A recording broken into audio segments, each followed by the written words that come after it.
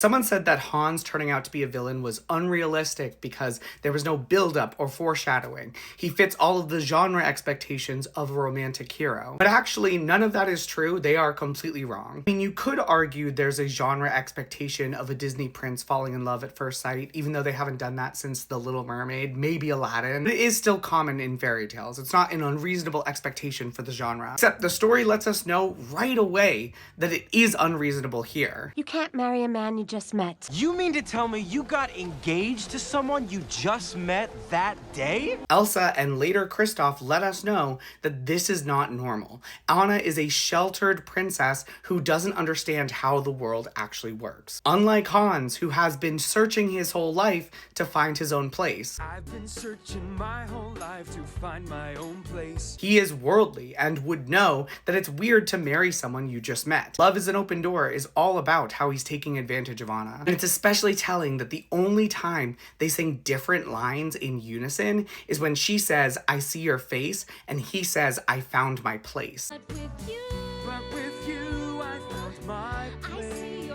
These are two completely different songs happening together. It's okay to not notice any of that the first time. That is how plot twists work. The hints are subtle and have a level of plausible deniability to them. That doesn't mean they're not there or that nobody could have seen this coming and it was unrealistic. There are people who pretend to be kind to use others. And they made it a point to tell us that he is very far from his line of succession, whereas Anna is second in line of hers. You have how many brothers? 12 older brothers. He was open about his true desires. He just mirrored her personality and she didn't notice. Also, if you are familiar with the genre, then by the time it's revealed that Hans is the villain, it should already be clear that Anna is going to end up with Kristoff. His interest in her starts off more subtle than Hans, giving little looks that she's oblivious to. Much like most of the other romantic leads in modern Disney films, because love at first sight is not the standard anymore. You might not realize that Hans is going to be a villain, but it should be clear that something is off about that relationship because she's going to end up with Kristoff.